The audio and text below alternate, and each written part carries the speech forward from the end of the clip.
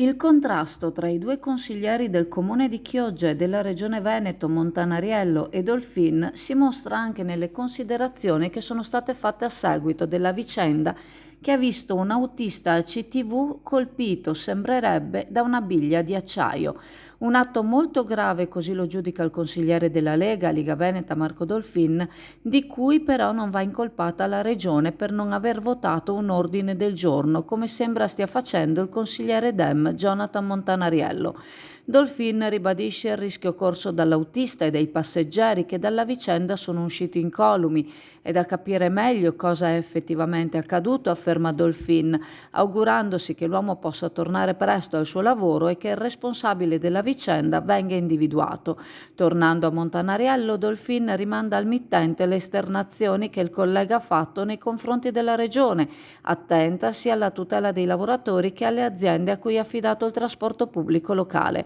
Ricorda che a breve ci saranno da parte della Giunta regionale e del Consiglio regionale Veneto maggiori attenzioni al settore. Ora, conclude, le polemiche possono essere solo controproducenti, non aiutano certo a costruire.